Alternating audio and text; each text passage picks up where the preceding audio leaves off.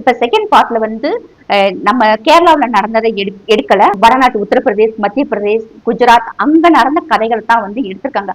அதுலயே அவர் சொல்றாரு, இது வந்து ட்ரூ ஸ்டோரின்னு தான் சொல்றாரு. பேஸ்டான் வந்து உண்மையாக நடக்கப்பட்ட நிகழ்வுகள் இருந்து நான் எடுத்திருக்கேன் அப்படின்னு தான் சொல்றாங்க. ஏன்னா வந்து அதற்குண்டான அத்தனை ஆதாரங்கள் பேப்பர்ல வந்திருக்கு, வீடியோல வந்திருக்கு. சம்பந்தப்பட்ட பெண்களுமே வந்து கொடுத்த தகவல் அடிப்படையில அந்த படம் வந்து எடுக்கப்பட்டிருக்கு.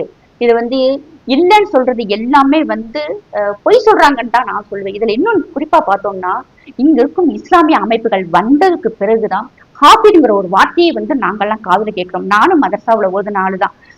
எங்களுக்கு சொல்லிக் கொடுத்த ஒஸ்தாது ஒரு நாள் கூட ஹாபிடுங்கிற வார்த்தை எங்களுக்கு சொல்லிக் கொடுத்தது இல்ல. அவர் சொல்லிக் கொடுக்கும்போது எல்லாமே இப்ப நாங்க யோசிச்சு பாக்குறோம். அல்லாவை நம்ம எப்படி வந்து வழிபடணும், எப்படி வந்து நம்ம அடுத்தவங்கள்ட்ட பாசமா இருக்கணும், அன்பா இருக்கணும், இதைதான் எங்க உஸ்தாது சொல்லி கொடுத்தாதே தவிர, ஆனா எங்களுடைய பிள்ளைகள் மதரசாவுக்கு போனா 2 நாள்ல வந்து வித்தியாசம் நாங்க கண்டுபிடிச்சிருக்கிற அளவுக்கு இங்க இருக்கும் மதரசாக்கள் இருக்கு. நான் ஒண்ணு கேக்குறேன், இதே நாட்டுல பிறந்திருக்கோம், இதே நாட்டுல வளர்ந்திருக்கோம், நம்ம பக்கத்து வீட்டுக்காரனுக்கு ஒண்ணுனா கூட நமக்கு துடிக்குது. ஆனா எந்த ஒரு மனசாட்சியுமே இல்லாம எப்படி வந்து இங்க இருக்கும் நம்மளுடைய சகோதரர்களுடைய குழந்தைகளை வந்து லவ் ஜிஹாத்துக்கும் மனசாட்சி இல்லாம வந்து நீங்க உடன்படுறீங்கன்னு தெரிய மாட்டேங்குது. அதே மாதிரி பார்த்தோம்னா ஆவும் நான் என்ன பண்றேன் தெரியுமா, குஜராத்துக்கு போயிடுறது. குஜராத்ல 3000 பேர் செத்துருக்காங்க. ஆமா செத்துருக்காங்க, இல்லைன்னு சொல்ல முடியாது.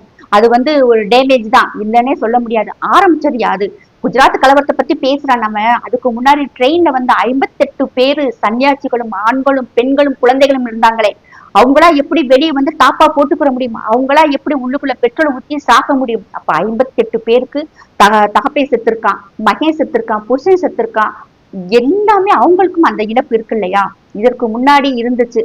ஆனா அதற்கு பின்னாடி வந்து அங்க இருக்கும் இந்துக்கள் உணர்ந்திருக்காங்க, திருப்பி அடிச்சிருக்காங்க. அந்த திருப்பி அடிச்சதுடைய பலன் தான் இன்னைக்கு வரைக்கும் குஜராத் வந்து அமைதியான மாநிலமாக இருக்கு.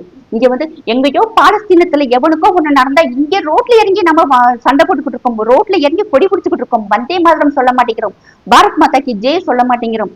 ஆனா பார்த்தோம்னா என்ன நினைக்கிறோம், காசாவுல நடக்கிறதுக்கெல்லாம் அழுகுறோம். இது எப்படி ஒரு மனசாட்சி நமக்கு வந்து, நம்ம எல்லாம் சோறுல உப்பு போட்டுதான் சாப்பிடுறோமான்னு எனக்கே தோன்றதுக்கு ரொம்பவும் ஒரு கஷ்டமான சூழ்நிலையா இருக்கு. இஸ்லாமிய அமைப்புகள் வந்து இப்ப தௌஹீத் ஜமாத்து, தமிமுன் அன்சாரி, ஜவாஹிருல்லா இவங்கெல்லாம் வந்து சொல்றீங்க, இது வந்து இஸ்லாமியர்களை வந்து இழிவாக காட்டுறாங்க, இஸ்லாமியர்கள் வந்து தவறாக காட்டுறாங்க அப்படின்னு சொல்றாங்க. இஸ்லாமியர்களை வந்து மதவாதிகளாகவும் தீவிரவாதிகளாகவும் படிப்பறிவு இல்லாத முட்டாள்களாகவும் காட்டுறதுக்கு காரணமே நீங்க தான், இஸ்லாமியர்கள் தான், இஸ்லாமியர் அமைப்புகள் தான். எந்த ஜமாத்துகளையும் வந்து குறை சொல்ல முடியாது. ஏன்னா ஜமாத்துகளை ஃபுல்லா நீங்க மிரட்டி வச்சிருக்கிறீங்க. மனசாட்சியத்தோடு சொல்லுங்க, உங்க வீட்டுல ஒரு பிள்ளை இருந்தா உங்க வீட்டு பிள்ளைய வந்து நீங்க லவ் ஜிஹாத் பண்ணி போமான்னு சொல்லிட்டு சிரியாவுக்கு அனுப்புவீங்களா, ஆப்கானுக்கு அனுப்புவீங்களா?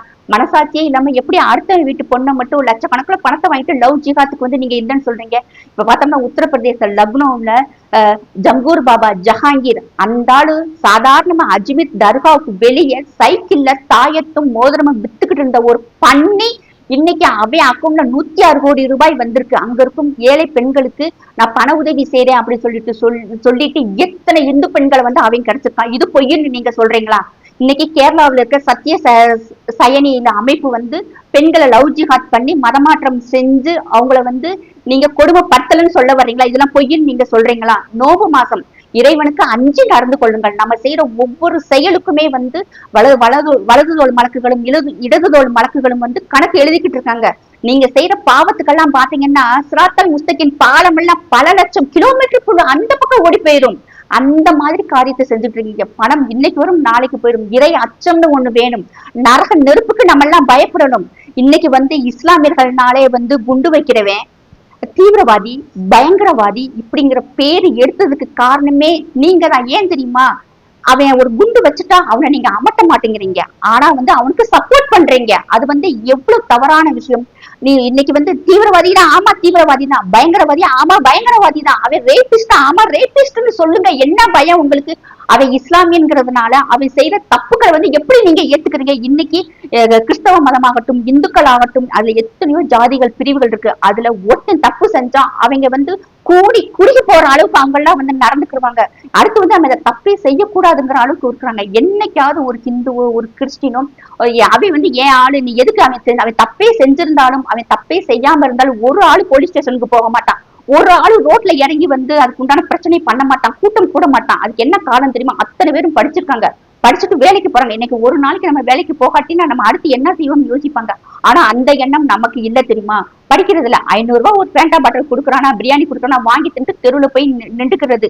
சிஏன்னா என்னன்னு உங்களுக்கெல்லாம் உண்மையிலே தெரியாது, என்ஆர்சினா என்னன்னு தெரியாது, நிக்கா ஹலாலானா உங்களுக்கு என்னன்னு தெரியாது. இன்னைக்கு முத்தலாக்கு வந்ததுக்கு பிறகு எத்தனை இஸ்லாமிய பெண்களுடைய வாழ்க்கை வந்து பாதுகாப்பாக இருக்கு தெரியுமா?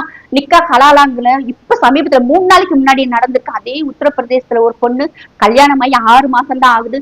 6 மாசத்துல 27 முறை அந்த பெண்ணுக்காவே தலாக் சொல்லியிருக்கா, முத்தலாக் சொல்லியிருக்கா. 27 முறையே வந்து அடுத்தவங்களை விட்டு ஹலாலா பண்ணியிருக்கான். அப்ப இதுக்கெல்லாம் வந்து நீங்க பொய்ன்னு சொல்றீங்களா? நீங்க எல்லாம் நியூஸ் பார்த்திருப்பீங்க, உங்களுக்கு எல்லா நியூஸுமே வந்திருக்கும். ஆனாலும் இங்க இருக்க இஸ்லாமிய அமைப்புகள் கொஞ்சம் கூட மனசாட்சி இல்லாம ஆவுன்னா எப்ப பாரு அந்த குண்டு வைக்கிறவனுக்கு தான் சப்போர்ட் பண்றது. எவ்வளவு விஷயம் நடந்திருக்கு. பெகல்காம் தாக்குதலுக்கு எத்தனை இஸ்லாமியர்கள் வந்து எதிர்ப்பு தெரிவிச்சீங்க. ஏன்டா என் சகோதரர்களை வந்து பேண்ட் அவுத்து பார்த்து முஸ்லீமா ஹிந்துவான்னு சொல்லி பார்த்துட்டு ஏன்டா அப்படி துப்பாக்கி வச்சு சுட்டீங்களேன்னு சொல்லி யாராவது கேட்டீங்களா?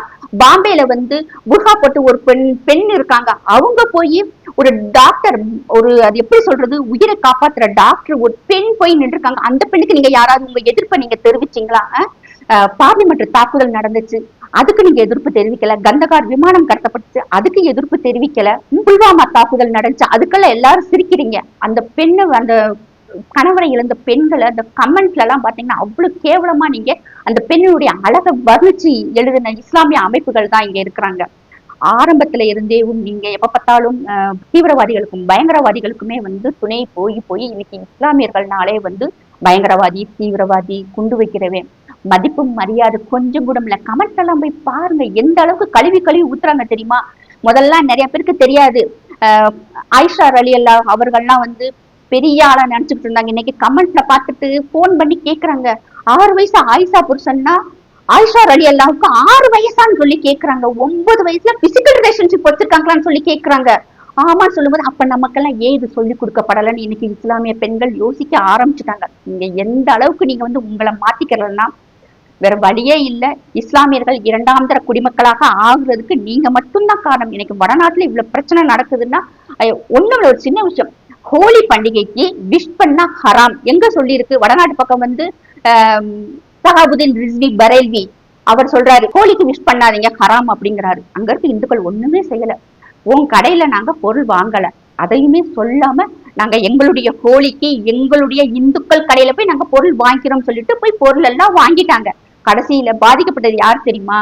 கடனை வாங்கி 10,000 20,000 வாங்கி கடன் வாங்கி கடை வச்சாங்க இல்லையா, அந்த அப்பா இஸ்லாமியர்கள் அத்தனை பேர் கொண்டு போய் குப்பையில கொட்டினாங்க அந்த இதை.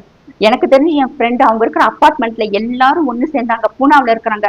அப்படி எல்லாரும் பணத்தை போட்டாங்க. 2 பேர் மட்டும் போனாங்க. மெயின் பஜார்ல பர்ச்சேஸ் பண்ணிட்டு ஹிந்துக்கள் கடையா தேடி அந்த பிள்ளை சொல்லுது ஒவ்வொரு போட்டோம் எனக்கு இந்த ஹிந்து கடையில நாங்க இது வாங்குறோம் ஹிந்துன்னு சொல்லியே அவங்க எல்லாம் வாங்கி லாரி நிறைய கொண்டு போய் அவ்வளவு ஜமாயிச்சுட்டாங்க. தீபாவளிக்கும் அப்படிதான் செஞ்சாங்க. இன்னைக்கு அது உண்மையா பொய்யான்னு எனக்கு தெரியல. ஏதோ ஒரு ஜமாத்துல வந்து எழுதியிருக்காங்க, நோன்பு நேரத்தில் நம்ம வந்து ஹாபியர்களிடம் வணிகம் செய்வதை தவிர்ப்போம் அப்படின்னு சொல்லியிருக்காங்க. இது உண்மையான எனக்கு இப்போ சொல்றேன் தெரியல, இது உண்மையாக இருக்கக்கூடாதுன்னு நினைக்கிறேன். இது உண்மையாக இருக்கும் பட்சத்தில் இங்க இருக்கும் இந்துக்கள் எல்லாமே நாங்க இஸ்லாமியர் கடையில பொருளே வாங்கலடா, முஸ்லீம் கடைகள் சாரி இங்க இருக்க இஸ்லாமியர் கடையில நாங்க பொருள் வாங்கல, இந்துக்கள் கடையிலே நாங்க வாங்கிக்கிறோம் சொல்லிட்டு போனா இங்க இருக்கும் 6% வியாபாரிகளுடைய நிலைமையை நினைச்சு பாருங்க. ஏன்னா இங்க நமக்கு எல்லாருமே வந்து கவர்மெண்ட் எம்ப்ளாயி இல்லை. பெரும்பாலும் 99% இங்க இருக்கும் மக்கள் வந்து ரொம்ப சாதாரண ஏழைப்பட்ட மக்கள் தான், ரொம்ப வசதியாலாம் இல்ல. அவங்களுடைய வாழ்வாதாரத்தை நீங்க பாதிக்கிறீங்க. முதல்ல வந்து இஸ்லாமியர்களுக்கு வீடு கிடைக்க மாட்டேங்கிறாங்க, இப்ப தொழிலையும் நீங்க கைய வச்சு விட்டுட்டீங்க. நீ அத்தனை பேரும் என்ன செய்யணும்னு நீங்க நினைச்சுட்டு இருக்கீங்கன்னு தெரியல. மனசாட்சிப்படி சொல்லுங்க. நான் சொன்னது என்கிட்ட இன்னும் நிறைய எவிடன்ஸ் இருக்கு, டைம் இல்ல, பதிவும் பெருசா போய்கிட்டு இருக்கு, அதனால நான் இதோட முடிச்சுக்கிறேன். நான் சொன்னது பொய்ன்னு சொல்லி நீங்க சொல்லுங்க, அம்மா சஹானா நீ சொன்னது பொய்யே அப்படின்னு சொல்லுங்க.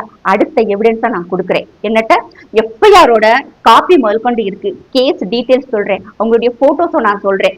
நோன்பு மாசம் நீங்க எல்லாம் பொய் சொல்ல மாட்டீங்கன்னு நான் நினைக்கிறேன். 5 நேரம் இல்லை 7 நேரம் 9 நேரம் தொழுகையாளிகள் நீங்க எனக்கு தெரியும். நீங்க உண்மையான முஸ்லீமாக இருந்தா, இறை அச்சத்தோட இருக்கிறவங்களா இருந்தா, நோன்பு வைக்கிறவங்க நீங்க உண்மையான இருந்தா நீ சொல்றது பொய்ன்னு சொல்லுங்க. அதுக்கு அடுத்த டீட்டெயில நான் கொடுக்குறேன்.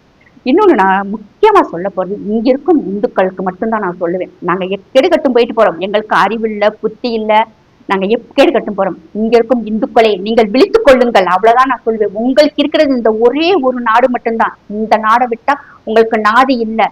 ஒரு நல்ல மனுஷன் பாரத பிரதமர் மோடி அவர்கள் நமக்கு சிக்கியிருக்காரு. உங்களுக்கு சிக்கியிருக்காரு தான் நான் சொல்லுவேன். நமக்கும் சேர்த்து எனக்கும் சொல்றேன், எனக்கும் சிக்கியிருக்காரு. இவரை நம்ம கெட்டியா பிடிச்சுக்கிட்டா மட்டும்தான் நம்மளால முன்னேற முடியும். ஏன்னா இங்க நிறைய சதிவேலைகள் நடந்துகிட்டு இருக்கு. அத்தனையுமே இங்க இருக்கிற அத்தனை பேருமே கையாளாகத்தான் இருக்கிறாங்க. நம்ம யாரையும் குறிப்பிட்டு சொல்ல முடியாது.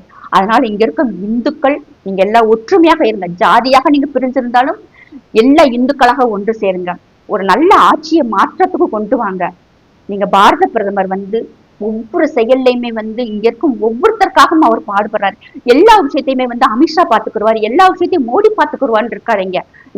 நமக்கு பச்சிக்குது, நம்ம தான் சாப்பிட்டாகணும். நமக்கு இந்த ஆட்சி பிடிக்கல, ஆட்சி மாற்றத்தை நம்ம தான் கொண்டு வரணும். அதுக்கு நம்ம ஓட்டு போடணும். இது பாரத பிரதமரும் அமித்ஷாவும் அந்த அளவுக்கு இந்த பக்கம் பார்த்தா பாகிஸ்தான்காரை தீவிரவாதத்தை அனுப்புறான், இங்கிட்டு பார்த்தா பங்களாதேஷ்கார ஊடுருவல் காட்டுறான். இங்க நம்ம ஊருக்குள்ளேயே பார்த்தோம்னா நிறைய பாகிஸ்தானுக்கு ஆதரவாளர்கள் இருக்கிறாங்க. இன்னொன்னு பார்த்தோம்னா கமெண்ட்ஸ்ல இப்ப ஃபுல்லாவே பார்த்தோம்னா 100% இங்க இருக்கும் இஸ்லாமியர்களுடைய பதிவு, 90% பதிவு பாகிஸ்தான்ல இருந்து, பங்களாதேஷ்ல இருந்து, இலங்கையில இருந்து, துருக்கியில இருந்து போடுறாங்க. அத்தனை பேருமே இந்தியா முழுவதும் இருக்கும் அத்தனை லாங்குவேஜ்ல போட்டு நமக்குள்ள ஒரு சண்டை போட்டு விடுறதுக்காகவே அவ்வளவு கோபமா எழுதுறாங்க. ஆனா அவங்களுக்கு உடனடியாக நம்ம சாத்த வேண்டியது இங்க ஒவ்வொருத்தவங்களுடைய கடமை. இஸ்லாமிய ஐடியில எந்த போஸ்ட் வருதோ அந்த மர்ம நம்பர்களை நம்ம விடக்கூடாது. இப்ப நல்ல மக்களுக்கு ஒரு அவேர்னஸ் வந்திருக்குன்னு எனக்கு தெரியும். இன்னும் நம்ம விடக்கூடாது. இன்னும் நம்ம ஒற்றுமையாக இருக்கணும். லவ் ஜிஹாத் உண்மைதான். பொம்பளை பிள்ளைய பெத்த ஒவ்வொருத்தவங்களும் இந்த படத்தை போய் பாருங்க. படத்தை தமிழ்நாட்டை தடை செய்யறாங்களா? இன்னொரு 10 நாள்ல ஓடிடியில வந்துடும். ஓடிடியில பாருங்க, பிள்ளைகளை பத்திரமாக பாருங்க. ஏன்னா நமக்கு கிடைச்ச நல்ல பிரதமர். இந்துக்களே, மீண்டும் நான் சொல்றேன், விழித்துக் கொள்ளுங்கள், விழித்துக் கொள்ளுங்கள், விழித்துக் கொள்ளுங்கள். மீண்டும் ஒரு முறை சொல்றேன், இந்த நான் சொன்னது பொய்ன்னு சொல்லி யாராவது நான் சொன்ன இந்த இஸ்லாமிய அமைப்புகள் என்னட்ட சொல்லட்டும். அடுத்த பதிவுல இன்னும் நான் அதிகமான தகவல் சொல்ல நான் தயாராக இருக்கேன்.